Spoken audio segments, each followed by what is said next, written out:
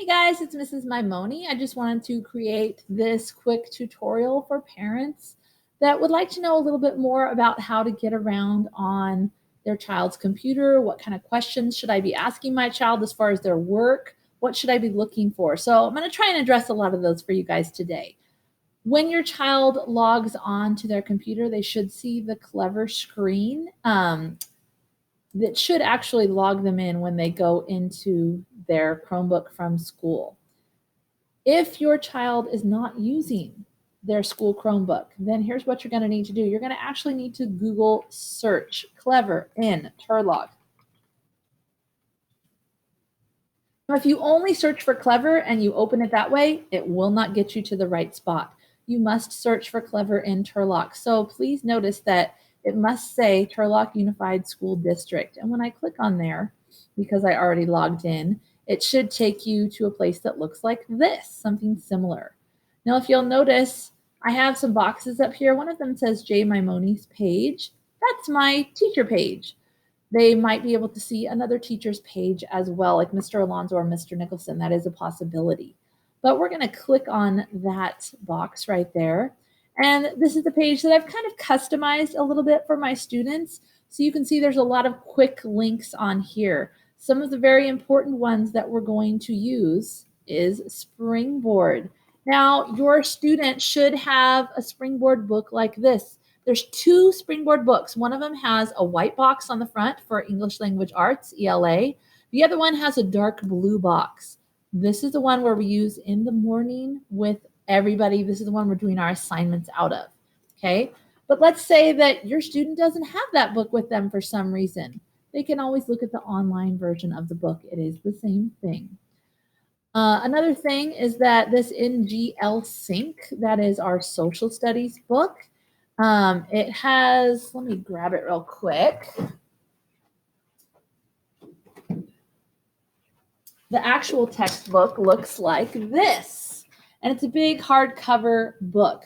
But if you don't have this for some reason, then you're going to be using that online NGL Sync website.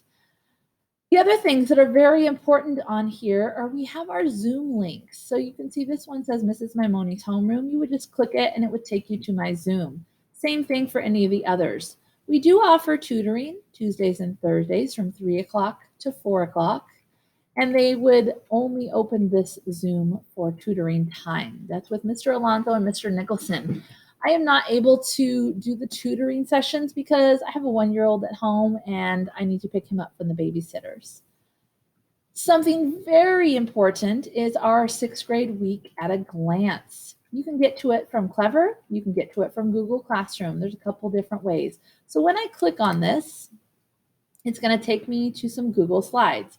Basically the current version of PowerPoint. It's the online version of that. So you can see that we have a lot of links on this front cover page. This one right here, TUSD Aries Family Link. If I click on that title, a link is going to pop up. I'm going to show you this link.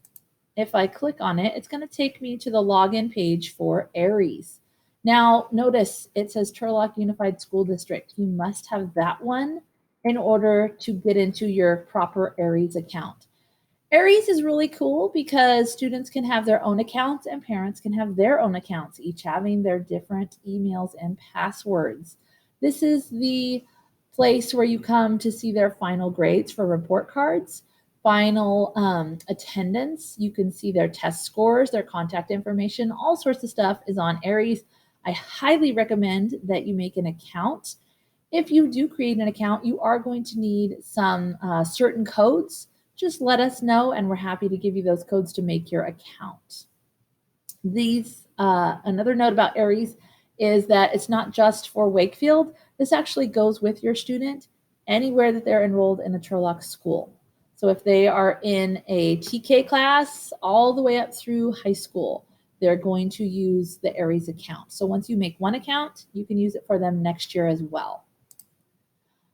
Other things on the week at a glance. I'm over here on the left side. I'm clicking on the different slides. So this is our current schedule that we've been working on. We just got notification that we're going to be opening another 6th grade in-person class. So our schedule will change just a little bit. we will update this for you. But it is on there. We have a couple months worth of calendars on here for you just to keep you updated so that students should be checking this at least a couple times a week. If you'll notice, I'm trying to put on here how much longer until school ends. Our kids like to know that. I'm trying to put on reminders about the last days that we're going to accept work for the week. Please remember that we're sending them off to junior high and then to high school in the next few years. And so we're trying to get them used to those harder deadlines that they need to meet. We have a lot of students that are just telling us, oh, yeah, I'm going to get that done later. And later never comes, or it comes in 3 or 4 weeks, too far down the road. So we're trying to get them to do everything by Friday to make it a little bit easier. So we're even putting in when we're doing our spring break times on the calendars, and we keep updating that. The next few slides on here are our week at a glance. So you can see from the week of Monday, March 8th, all the way through the end of the week, you can see what their assignments are. Now we put 3 weeks at a time. We keep them up here. We do have kids that are sick and they miss a week, they miss a day last week and they need to fix the work. No problem. They need to head back. They can look on here to see what they missed. If they have questions, they should let us know. So we are trying to put announcements on there. The next slide is contact information for all 3 of us 6th grade teachers. We're always happy to answer any questions. You just need to let us know what they are. The next slide is announcements, and they do change from time to time. And then the last part is just some different scheduling and for the in-person schedule. Okay, so I'm going to close this. I'm going to go back to this Clever page.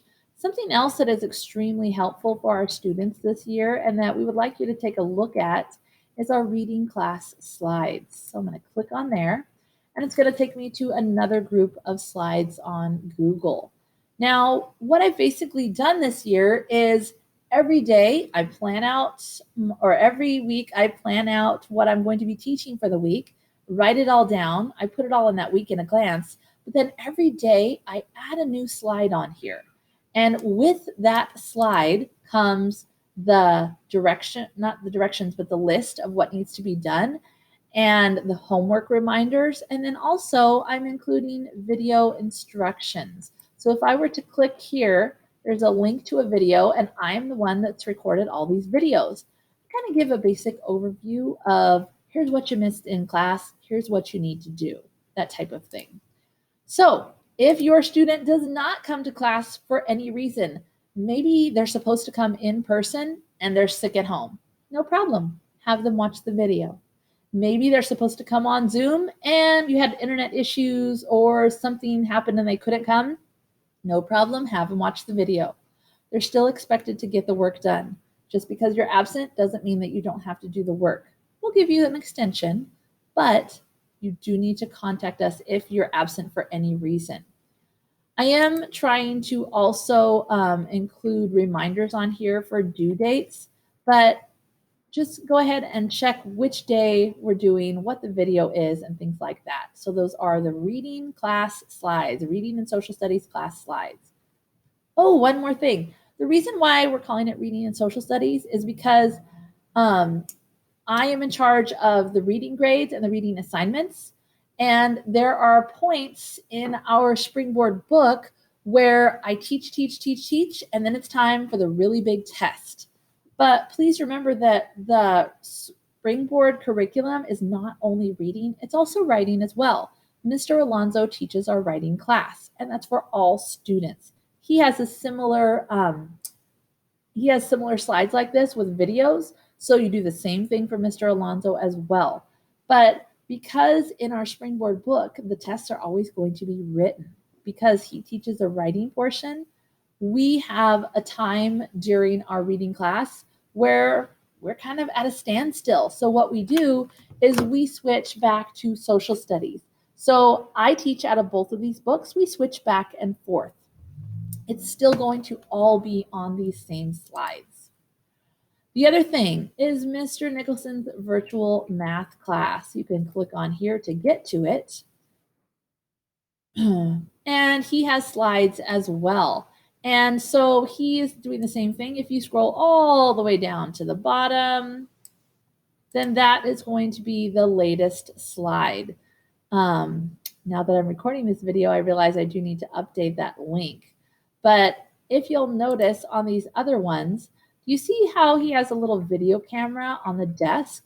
If you click on the video camera, there is a link, and that link is to a YouTube video.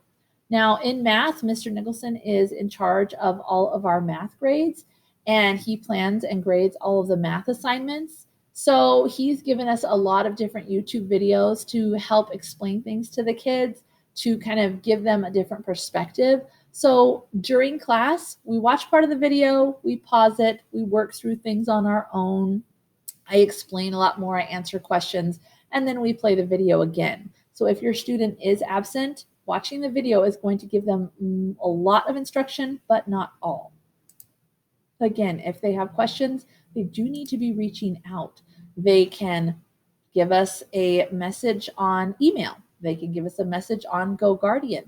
They can request a Zoom. No problem. They can come to Tutory. No problem. Our whole job is to help them, but especially with a lot of them being home right now, we can't tell when they need help. So we do really ask for your help in pushing them to speak up. So here's what I'm going to do. I'm going to go up to the top and I'm going to open a new tab, that plus button. And as I open a new tab, I have my square over here. We call it a waffle. It does look like a waffle. And we're going to click on there and it opens up menus. And we can see a lot of different menus on here. Now, I can't see all of them, so I actually do have to scroll down to see more. You might need to scroll down to see some of them. But after I click on that waffle, I can see the classroom. You can see the green chalkboard. We're going to click on that. Now, when you click on that, it's going to take you to your list of your child's classes. Now, because I'm a teacher, I have a ton of Google Classrooms that I'm enrolled in. I can see all of Mr. Alonso's and Mr. Nicholson's. They can see all of mine. We're a team. We're trying to get all of our kids on the same thing. Your child will probably have about 3, 4, probably not more than that, okay? But I'm going to go to my homeroom one and show you. So when you first open Google Classroom like this is called the stream. This is basically a really long version of the announcements, of the assignments. Announcements will only show up on the stream. They will not show up anywhere else. So maybe just give a scroll down, double check the dates that they were posted, just so that you catch all of those announcements. If you want to look at a specific assignment, we're going to go up to the top where it says classwork, and I'm going to click on there. Now, if you'll notice up here at the top, there's our 6th grade week at a glance. There's our reading and social studies class slides. Those are the same ones that I've already told you. You can get to them by here, or you can get to them by your Clever page, either way. I've also included library book suggestions. Those are more slides. They're step-by-step of if you would like to check out a book from our library, you're welcome to. We can get that all set up for you. On this classwork page, I have it set up to where we have sections. So this top one is Springboard Reading section, Flipgrid, Social Studies, Morning Check-In, Writing in Homeroom, ELD, a PE section, Math Practice. We have students in Resource and Speech, Music, Art, and then some basic info. So we're at the very bottom of the classwork section. This is very important, the basic info. Here is another spot where you can find my emails. And you'll notice I have 2 emails. One of them is through the school Outlook, and one of them is through Google. This top one, that is turlock.k12.ca.us, I use that all the time. I have it open, it dings when I get an email. This one I check constantly. The second one, it gets checked a few times a day, so just be aware of that, please. And then we have some other things down there for you to access as well. We're back at the top. So let's take a look. What do I look for in my students' Google Classroom? How do I tell if they have work done or they need to get work done? A couple different things. Now, please remember, this is the teacher version that we're looking at right now. Do you see how we have these pink circles? Some of them look like little clipboards. Some of them look like books with bookmarks. If it is a book with a bookmark, that's just information. And if you'll notice over here on the side, it says posted March 4th. That is not due. It's not anything they need to turn in. But then we have other ones that look like a clipboard. For example, this one that says Edpuzzle Tone. It looks like a clipboard and it has a due date. That means it's an assignment that needs to be turned in. If I click on it one time, it will expand. Now on this teacher version, I can see how many students have already turned it in and I've graded. I can see how many students have not done it yet. Those are assigned, they haven't done it. And I can see how many students turned it in and I still need to grade. What your child will see will look something like this when they open it up. If it has instructions, they will be posted right here. If it has a link, it will be in its own box right here and you can click on it. It will tell you right here how many points it is worth and it will tell you a due date. Okay. They can always write a comment on here. They can ask me questions. This is another way to do that. So for example, this is an Edpuzzle. There are no directions because we've already done these quite a few times, so I didn't do any extra directions, but I am going to show you what it looks like. So I click on Edpuzzle. It takes me to the Edpuzzle website, and this is the assignment. Edpuzzle is a really cool website where you watch a video, and each time you see those little teardrops right there, the video will pause, ask the student a question. They have to answer in order for it to continue on. And then it grades it for me. It's pretty cool as a teacher. So this video was 4 minutes and 38 seconds long, and it was all about tone. But you can see that just from my student work, I still have 6 students who have not done it. And our due date has passed. So we do try and give a lot of grace to our 6th graders. They're still learning time management, trying to get them a little bit more motivated. So I am going to leave this up a few more days. Other things. If your student does an assignment, they turn it in, great. This little clipboard will not be pink anymore. It will not be colored. It will be gray. All right. So if you see it gray, they've already done it. Now, just a warning, on Google Classroom, it does allow a student to just click turn it in without doing any work, which is why I highly recommend that you tell your student, okay, don't just show me that you turned it in, show me the work. I have a lot of students this year who they want to be done with homework, so they just click the turn in button and then they just show them the little gray circle, yeah, I'm done. And then the parent thinks they're done. And then I have to give them a 0 because they handed in a blank assignment and it's no fun. So I highly recommend to all of you parents to have them open up the assignment and actually tell them, show me the work. Even if they already turned it in, they're still able to open it and show you. If you look at it and you're like, wait a minute, that's not right, you need to fix that answer before she grades it, then they can unsubmit. They can fix it, they resubmit. Okay, so those are all possibilities. Our springboard reading, that is this book. It goes along with that online book. So we're doing a lot of work out of here. The other thing, Flipgrids. Flipgrid is a really cool website. Let me show you about that. Right now we're doing Flipgrid debate. I'm going to open up that assignment and it says, oh, instructions on Flipgrid. So I'm going to click on the link. Flipgrid is a website where I ask you a question and the students answer on video. They have to actually speak and explain. I have to give a language grade, a speaking grade, and this is a very easy way for me to do that. You always want to join with Google and you're going to pick your account and it will log you in. They're going to read through those directions and then they're going to click on record a response. Now, once they start this, they do have the option of still seeing the directions and they can watch their own video and they're like, oh no, I don't like that. They can re-record, no problem. But please be aware for Flipgrids, there's always requirements, just like any other assignment. They must talk for 1.5 minutes on this one. Sometimes it's a minute, sometimes it's more, sometimes it's less. But in order to get all of their points, they do have to meet all of the requirements. So we do have quite a few students that still need to do those Flipgrids, and I'm continuing to assign those as well. We have check-ins, we have writing practice on our writing journal. We do our PE. A lot of students are not comfortable doing PE on camera, and that's no problem. So what I tell them is when it's PE time and I ask the class to do it, go ahead and tilt that camera up. And then if they're doing their workout, all I need to see is the top of their head bobbing around so that I can just tell that they're participating and that they're trying. So that is their PE grade for this year online. So that is our basic Google Classroom. Now, as a teacher, I can see a little bit more, but your students also have access to this top one that says people. It gives a list of all the people in their classes and they can email them. Now, I'm not going to go into grades, those are confidential, but your student will be able to open up their assignments on Google Classroom and see their grades.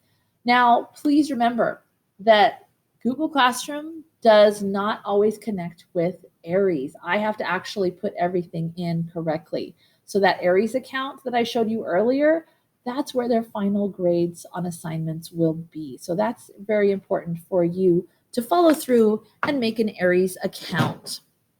A few other things that I'd like to show you while we're on here. And that would be switching from class to class. So let's say that I'm in my reading class and now I need to go over and look at Mr. Alonso's assignment. No problem. We have our 3 lines up here in the top left corner. I'm going to click on it.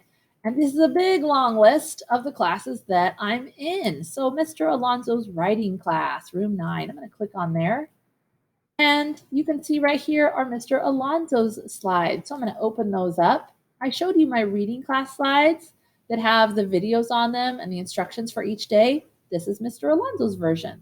So you can see that he has each one on here and he has his video on there that you can click on with all of the assignments and tools there. Very helpful. Same thing, click on the classwork to see what needs to be done, when it's due, all of that type of thing. All right, so those are the basics of Google Classroom. Now let's talk about Gmail, which is basically Google's version of email. Click on the waffle again, and we're going to go to Gmail. It should open up a new tab. And this is the list of all of the emails that your students are receiving. Anytime I post a new assignment, it sends them an email. Sometimes I communicate with students this way if I can't get them to respond in class. The one thing that we have noticed with a lot of our 6th graders is that they're not quite sure how to send an email etiquette, that type of thing. So we're always telling them, if you want to start a new email, you go to Compose, click plus, and then it opens it up for you down here. You're going to type to whoever you want to type to. So I could type one to Mr. Alonso. What we're seeing is that subject box. That's a title. Don't type your whole message in there, 6th graders, but sadly we're seeing a lot of that. So we just want the subject to be a title, and then their main message should be going down to the bottom, and then they press send. They can always do attachments and things like that on the bottom. The other thing is, let's say that a student saved something and they need to find it. No problem. We go up to our waffle again. The waffle's our friend. We all like waffles, right? And we're going to go to the drive. The drive is basically where everything is stored on Google. So you can see that as a teacher, I have a whole bunch of stuff on here, and I have a lot of folders. Your student can make folders as well. But then anything else that doesn't go in a folder or that they have not put in a folder already, they would just see it down here below. So it is very important that they name things and that they know how to find them. Okay? So if you have any questions, if you want to know how to do anything else for Google, please give us an email, give us a call. We're always happy to help parents with any of this stuff. We know it can be very overwhelming. A couple last things. If you do not have an email, Google creates free emails. So does Yahoo. You can make it whatever you like. Try and make it something that you can remember with passwords. But that's a very helpful thing for us teachers to get in contact and to send and share things with you. And it gives you a lot of access to different things. Okay, so give us a call if you have any questions. Let us know, email, text, any of that kind of thing. So thanks, guys. We'll see you later.